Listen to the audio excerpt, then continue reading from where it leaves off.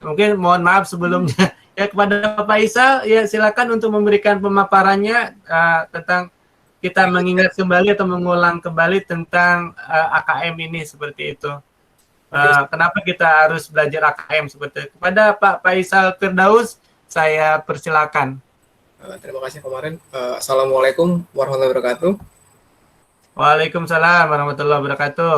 Selamat sore Bapak Ibu semua, yang terhormat Pak Ardiansyah selaku Kepala Sekolah SMA Negeri 3, Bapak Ibu Wakil, Pak Kosep, Pak Suwarno, Bu Sudarwati, Kasubag Tata Usaha Bu Sofiana, dan Bapak Ibu sekalian, izinkan saya mempresentasikan tentang AKM. Ya tadi berbagi aja ya gitu, bukan saya akan ngajarin. Sebentar. Kelihatan ya? Bapak Ibu sudah kelihatan? Saya langsung aja. Pak Faisal. Ya. Lagi loading. Nah, oh, ya. Sebentar. Oke, udah kelihatan sekarang. Ya, silakan. Sedikit cerita, jadi sebelumnya memang ada latihan seperti ini gitu, dan juga sempat saya share juga ke grup, dan ini hasil yang saya dan Pak Marun ikutin sebenarnya gitu. Jadi mungkin kalau Bapak Ibu mau ikut tapi kuota sudah bisa atau berhalangan, saya coba mau menyampaikan aja di sini, berbagi aja. Nah, pertama dari data belakangnya, pertama kompetensi siswa di bawah minimum. Yang seperti kita ketahui tahun 2018 kemarin hasil PISA kita tuh cukup rendah ya gitu dibandingkan negara-negara lain. Dan yang kedua, ini perlu peningkatan mutu pendidikan gitu. Apa yang salah, apa yang harus diperbaiki seperti itu. Yang ketiga, tuntutan abad 21 ya, yang mungkin pada zaman saya sekolah dulu atau mungkin Bapak Ibu sekolah dulu mungkin jauh berbeda dengan yang sekarang. Jadi perlu sebuah reformasi atau perubahan yang mendasar gitu, yang harus dimulai dari sekarang.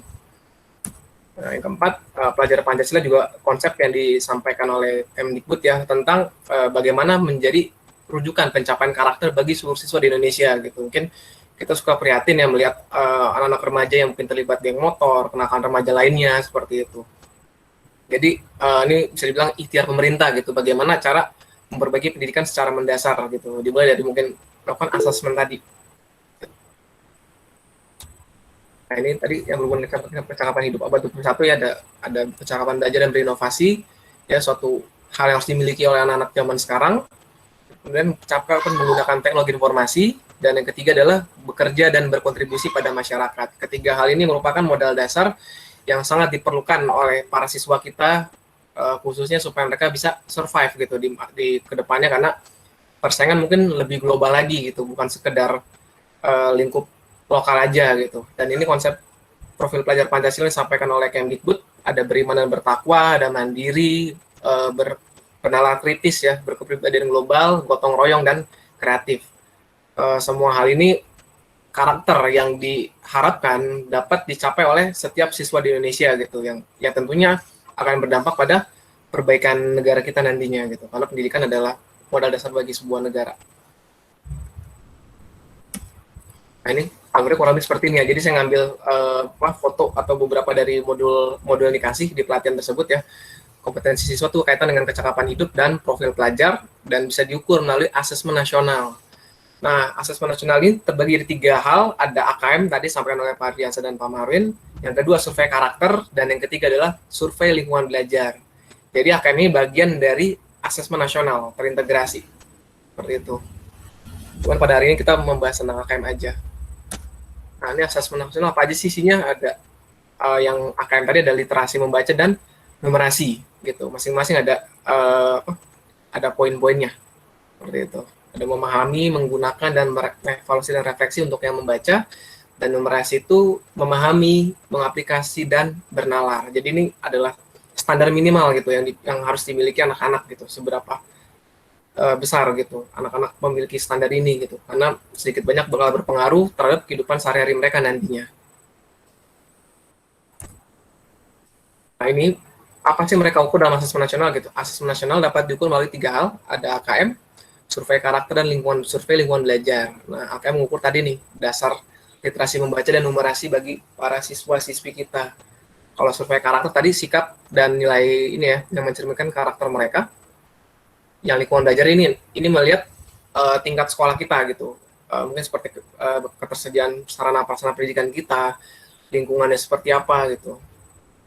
Jadi diharapkan dari 3 hal tadi ini dapat memberikan sebuah gambaran utuh gitu tentang kondisi sekolah kita yang nantinya itu bakal dipetakan menjadi ini hasil seperti apa sih pencapaian pendidikan Indonesia gitu untuk seberapa jauh gitu dan apa yang perlu diperbaiki seperti itu. Nah, ini manfaatnya ada beberapa, ada kualitas pembelajaran di sekolah atau di daerah, umpan balik, peningkatan kualitas, dan dasar untuk penyusunan program. Nah, sebelumnya Mas Menteri sudah menyampaikan kalau hasil asesmen itu tidak dimaksud sebagai peta awal mutu sistem pendidikan secara nasional dan tidak digunakan untuk mengevaluasi kinerja sekolah maupun daerah. Gitu. Jadi sudah ditegaskan oleh Mendikbud kalau itu tidak akan digunakan untuk evaluasi kinerja sekolah, tapi untuk memetakan dulu seperti itu sudah seberapa besar, sudah sejauh mana gitu untuk pendidikan kita.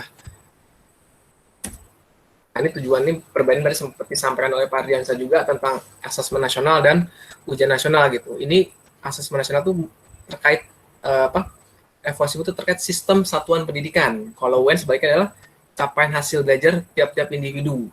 Dan untuk level siswa, kalau di asesmen nasional ini adalah kelas 5, 8, dan 11. Jadi jenjang menengah semuanya, bukan jenjang akhir seperti di UN. Tadi subjeknya juga tadi survei dipilih secara acak, sedangkan kalau UN seluruhnya ngikut gitu sensus. Dari sini kita bisa lihat perbedaannya gitu antara asesmen nasional dengan ujian nasional gitu, karena banyak yang menyalahartikan terus pengganti dari UN. Nah, ini metode penilaiannya ada menggunakan computerized multistage adaptive testing. Jadi di sini siswa itu mengisi sesuai yang mereka bisa gitu. Kalau UN kan ada sistem salah benar ya. Model soalnya sini lebih variatif, ada pilihan ganda khusus, menjodohkan isian singkat dan juga uraian. Beda sama ujian nasional hanya PG dan isian singkat aja untuk beberapa mata pelajaran tertentu. Nah, sasarannya tadi kita kompetensi, literasi, numerasi dan karakter serta kualitas dan iklim satuan pendidikan. Jadi sekali lagi asesmen nasional ini untuk mendapatkan gambaran gitu tentang mutu pendidikan kita. Nah, ini linknya nanti mungkin bisa Bapak Ibu buka tentang tanya jawab terkait ujian nasional gitu. Jadi Kementerian Pendidikan sudah membuat sebuah Q&A gitu kan tentang apa sih kebijakan tentang UN dan seterusnya gitu. Yang nanti bisa Bapak Ibu sambilan baca-baca juga. Karena sempat dijelaskan kalau dijelaskan gitu kenapa harus kelas 5, kelas 8, kelas 11 gitu. Kenapa disebutnya bukan pengganti ujian nasional. Seperti itu. Dan yang ini petunjuknya ada berbasis komputer adaptif. Jadi adaptif sekali lagi mereka bisa mengisi sesuai kemampuan mereka. Nggak harus semuanya benar semua atau diisi semua. Itu yang saya tangkap ya dari pelatihannya. Nah, pesertanya juga seluruh satuan pendidikan, tapi nggak semua murid. Dan dipilih secara acak, baik SD, SMP, SMA. Termasuk juga pendidikan kesetaraan juga tuh, PKBM. Level-level paket. Nah, jadwal pelaksanaannya itu hanya 2 hari, dengan masing-masing ada di jenjang SD, SMP, dan SMA. Kalau SMA ini, hari pertama survei karakter 30 menit, dan yang kedua survei lingkungan belajar 30 menit. Jadi di masing hari ini ada literasinya juga, survei literasi 90 menit, karakter 30 menit. Di hari keduanya numerasi 90 menit, dan survei lingkungan belajar 30 menit. Kriterianya tadi diambil secara acak gitu. Jadi siswa nanti bakal mengisi literasi, numerasi, karakter, dan lingkungan belajar juga survei. Ada 4 hal yang mereka kerjakan di dalam 2 hari tersebut gitu. Jauh berbeda dengan ujian nasional yang beberapa hari lebih lama. Nah, ini bentuk soalnya nih, ada pilihan ganda. Ini pilihan ganda kompleks, maaf tadi bukan khusus ya. Kedua menjodohkan, selanjutnya isian singkat, dan terakhir uraian. Nanti Pak Mario ini bakal bantu jelasin contoh-contoh soal seperti apa nanti. Ini Pusmenjar Kemdikbud ini juga bisa diakses Bapak Ibu untuk melihat level-levelnya yang dapat diakses sesuai jenjang pendidikannya, baik SMP, SMA, ataupun SD. Nah, ini komponen literasi, akan literasi membaca ada konten, proses kognitif, dan konteks. Gitu. Ya, kontennya ada informasi dan fiksi. Informasi ini kan pengembangan wawasan serta ilmu pengetahuan yang bersifat ilmiah. Kalau fiksi tadi mungkin seperti hiburan ya, sifat-sifatnya hiburan gitu, atau juga bagaimana kita bisa menikmati cerita atau suatu karya sastra. Kalau kognitifnya di sini menemukan informasi, interpretasi dan mengintegrasikan hal yang kita temukan. Selanjutnya adalah evaluasi dan refleksi gitu. Jadi ini kita bisa nanti diharapkan tuh dengan ini siswa juga sekali membaca dia bisa mengkaitkan dengan konteks di luar gitu, menggabungkan hal-hal yang mungkin sudah dipelajari sebelumnya. Jadi beneran seperti Pak Ari sampaikan nih, high order thinking skill gitu, HOTS. Ini ada konteksnya, ada personal, sosial budaya dan scientific. Gitu.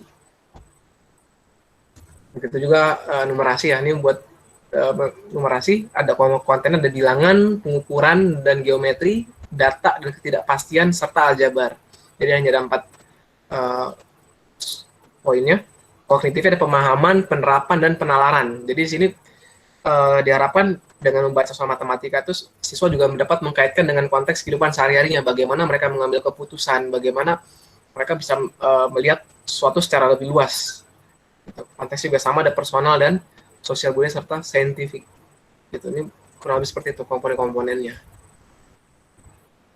Nah, hasilnya seperti apa? Ada beberapa kelompok, ada perlu intervensi khusus, dasar, cakap, dan mahir. Jadi tidak ada istilahnya maaf bodoh atau mungkin malas atau pinter, enggak, tapi dibagi kelompok seperti ini. Gitu. Jadi dan ada treatment khususnya juga gitu. Kalau sampai perlu intervensi khusus seperti apa treatmentnya? Kalau dasar seperti apa treatmentnya gitu. Jadi tergantung kelompok itu treatment juga berbeda-beda tentunya. Jadi jenjang seperti penilaiannya. Numerasi juga sama seperti ini.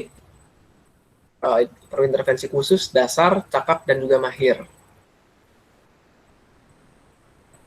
Ini perbedaannya antara berbasis kompetensi dan konten. Kita bisa lihat dari kompetensi berbasis pada kebutuhan, sebaliknya pada pembelajaran materi. Yang kompetensi belajar untuk pemahaman konsep dan keterampilan, tapi kalau yang konten hanya materi. Jadi di sini kita bisa membandingkan perbedaannya itu kalau kompetensi jauh lebih mendalam dan sangat penting gitu untuk dipahami oleh para siswa.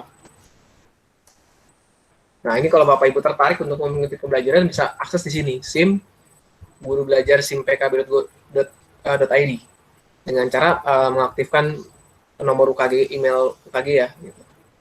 Kan Bapak Ibu punya tuh, kalau yang punya email UKG-nya bisa langsung akses seperti ini. Nanti setelah Bapak Ibu berhasil masuk ke dalam sistem, nanti ada pilihan yang bisa Bapak Ibu pilih. Yang ini belum dibuka, inklusif, nah ini, AKM. Nanti Bapak bisa diklik, gitu. Dia sampai 27 gelombang, sampai, kalau nggak salah, 27 Februari. Nah, ini tahapannya ada 2 tahap. Pertama, kita ikut BIMBEK secara mandiri seminggu waktunya, dan tahap kedua ini pengimbasan. Jadi tugas saya dan Pak Marwin setelah ikuti pelatihan ini, kita mengajak Bapak Ibu guru juga untuk ikut pelatihan ini, gitu. Syukur-syukur juga bisa menularkan lagi ke yang lain. Ini serunya kita lebih fleksibel juga, lebih mudah dan lebih kolaboratif. Jadi Bapak Ibu ketika sudah gabung di AKM tadi, nanti ada grup Telegramnya juga, gitu. Bapak Ibu bisa akses juga. Itu. Nah, mungkin itu aja bisa sampaikan tentang AKM sendiri pengenalannya. Yang lebih lanjutnya bisa dijelaskan oleh Pak Marwin. Mohon maaf. Wassalamualaikum warahmatullahi wabarakatuh. Waalaikumsalam. Waalaikumsalam warahmatullahi wabarakatuh. Ya, terima kasih Pak Faisal yang sudah memberikan pencerahannya tentang AKM pada siang menjelang sore hari ini.